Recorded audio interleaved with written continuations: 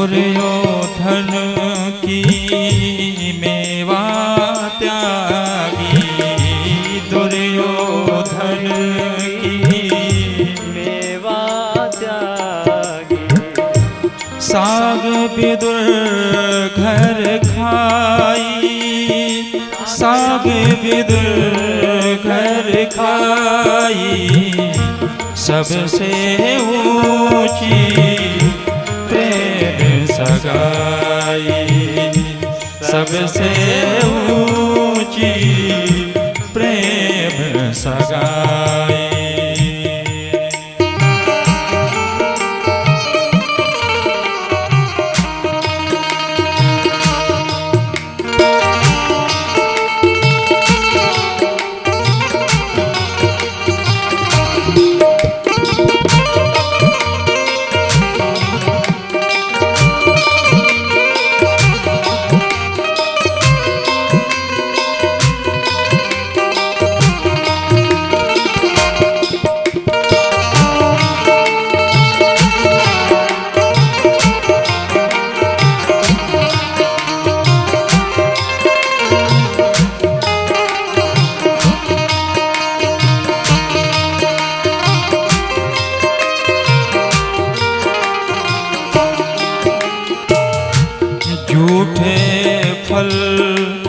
शबरी के खाए, झूठे फल शबरी के खाए, प्रेम विवश रघुराई, प्रेम विवश रघुराई, सबसे ऊंची प्रेम सगाई, सबसे ऊंची प्रेम सगाई।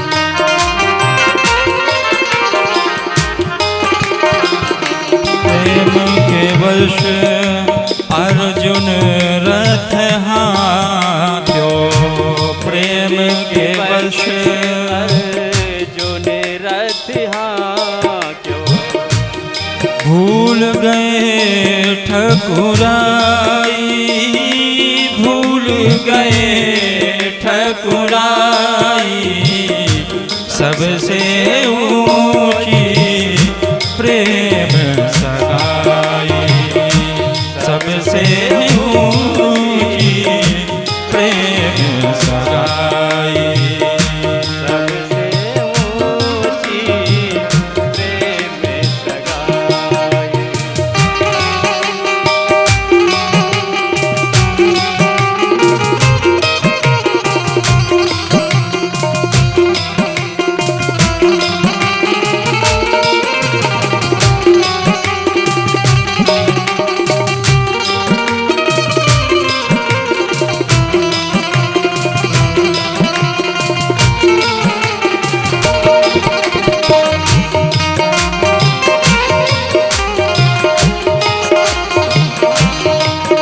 जब धर्मराज युधिष्ठिर ने राजस्व यज्ञ किया,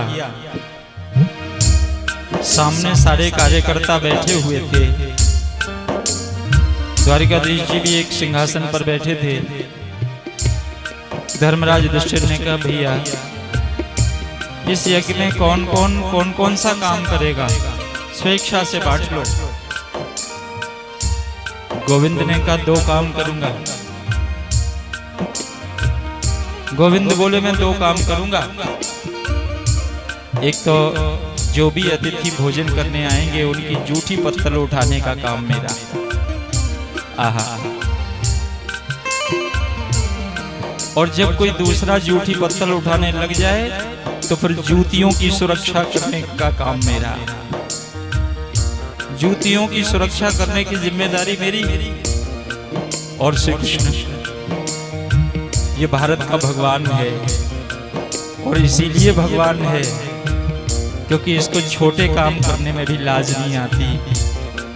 हम थोड़ा सा बड़ा आदमी बन जाते तो हमको छोटा काम करने में शर्म आने लगती, और ये वो भगवान है जो छोटे छोटे काम करने के लिए स्वयं प्रस्तुत होता है। राजसूय युधिष्ठिर कीनो,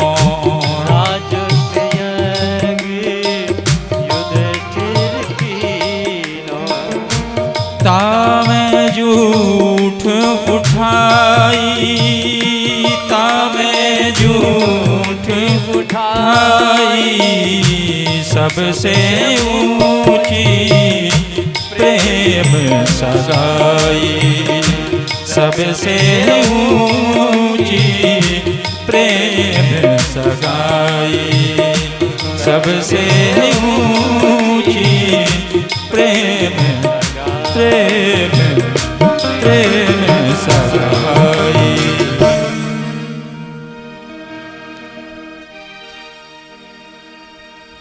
विदुर जी से भगवान कहने लगे, काका जब मुझे स्वर्ग में अच्छा नहीं लगता तो मैं धरती पर आ जाता हूं।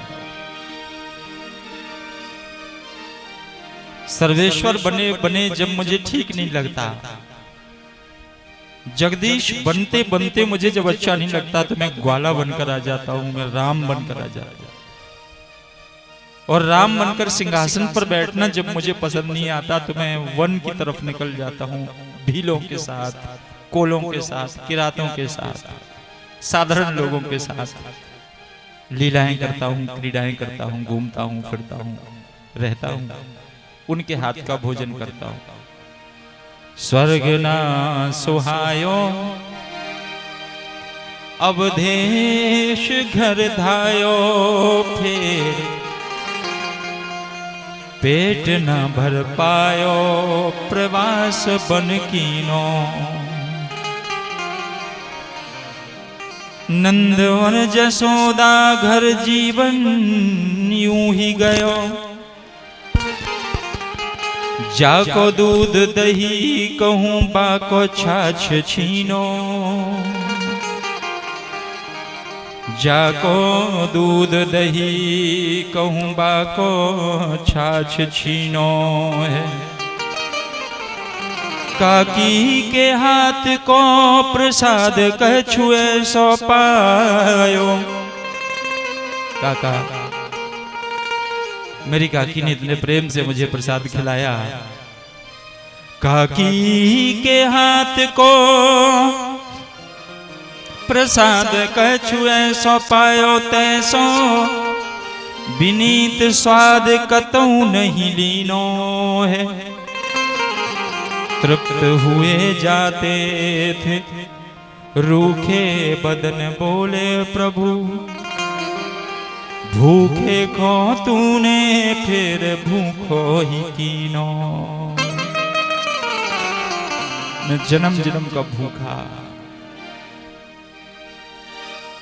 समस्त भक्तों के घरों में बैठ करके कोई कुछ खिलाता, कोई कुछ खिलाता, लेकिन मेरा पेट नहीं कोई भर पाया, क्योंकि मुझे सामग्री की आवश्यकता नहीं, भोजन की आवश्यकता नहीं, मुझे भाव की आवश्यकता। और ऐसे कितने लोग होते हैं जो भाव से भगवान की सेवा करते हैं, ऐसे कितने लोग होते हैं, औपचारिकता करते हैं लोग। इसलिए भगवान भूखा का भूखा रहता है। काका तो बीच में आ गया तो मैं भूखा का भूखा रह गया। विदुर जी ने मैत्रेय मुनि को ये कथा सुनाई और कहा, मैत्रेय जी वो अकारण कृपालु है, उसकी कृपा का कोई कारण नहीं, जिस पर रीझ जाए उसको दर्शन दे, उसके हाथ का भोजन पाए, उसके साथ साथ डोले, उसके पीछे पीछे चले, उस पर पूरी कृपा कर दे। कई बार बड़े बड़े संत हजारों वर्ष तक साधना करते रहते हैं, उसकी एक नजर भी नहीं मिल पाती, कृपा की दृष्टि भी नहीं मिल पाती, और कई बार वो लोगों के घरों में जाकर के रूखा सूखा प्रसाद पाता है। विदुर जी ने भगवान की भक्ति का यह प्रसंग सुनाया और अपनी आंखों से बहते गए आंसुओं को अपनी भुजाओं से पहुंच करके मैत्रेय मुनि से निवेदन किया, मुनिवर वो भगवान जो हमारे घरों में रूखा सूखा प्रसाद पाता है, वही भगवान सर्वेश्वर है, ईश्वर है। सृष्टि की रचना करता है, सृष्टि का प्रलय करता है। कैसे जगत की सृष्टि करता है मैं ये जानना चाहता हूं, क्योंकि आप ज्ञानी हो। आप भगवान के सृष्टि का एक प्रसंग मुझको सुनाइएगा। मैत्रेय मुनि ने निवेदन किया कि भैया विदुर जी, ज्ञान तो बहुत दूर की बात है, मैं ज्ञानी तो नहीं हूं। विदुर जी ने कहा बस ज्ञानी होने का यही लक्षण है। जो कहता है कि मैं कुछ नहीं जानता, वो थोड़ा जान गया है। और जो ये कहता फिरे कि मैं सब कुछ जान गया, मैं सब जानता हूं, वो कुछ भी नहीं जानता। अविज्ञातुम विजानताम और विज्ञातुम अभिजानताम के उपनिषद में लिखा हुआ है कि जो ये कहता फिरे कि मैं सब जानता हूं, वो कुछ भी नहीं जानता। और जो ये कहे कि मैं तो कुछ भी नहीं जानता, मैं तो उसकी सेवा भी नहीं कर पाता, वो भक्त है, वो सचमुच ज्ञानी है, वही ज्ञानी है। आप ज्ञानी हो इसलिए कह रहे हो कि मैं कुछ नहीं जानता। आप भगवान की सृष्टि का प्रसंग मुझे सुनाइए। तब मैत्रेय मुनि सृष्टि क्रम का वर्णन करते हैं और कहते हैं, सपद्म कोशः सहसोदतिष्ठत कालेन कर्मा प्रतिबोधनेन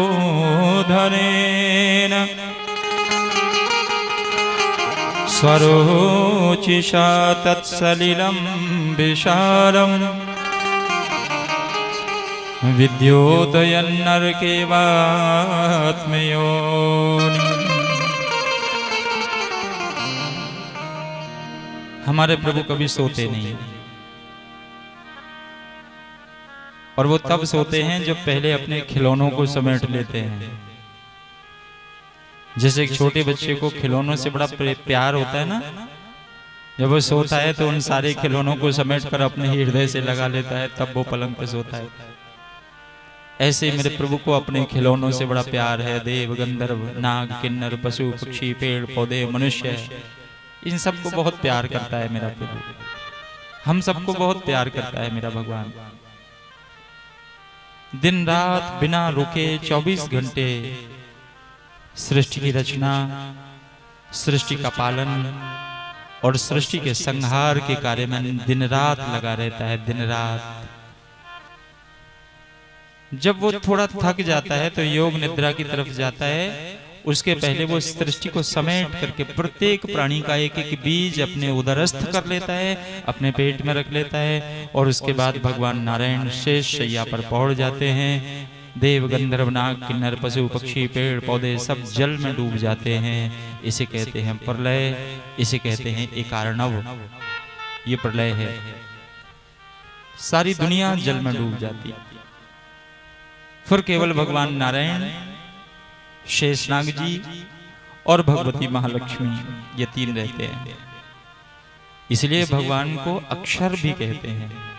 अक्षर का मतलब जो कभी समाप्त नहीं होता, उसे कहते हैं अक्षर ब्रह्म। तो भगवान नारायण शेष शैया पर पौड़ करके योग निद्रा में निमग्न होते हैं। भगवती महालक्ष्मी उनके चरण दबाती हैं और शेषनाग जी अपने फनों से छाया करके उनको सुख देने का प्रयास करते हैं।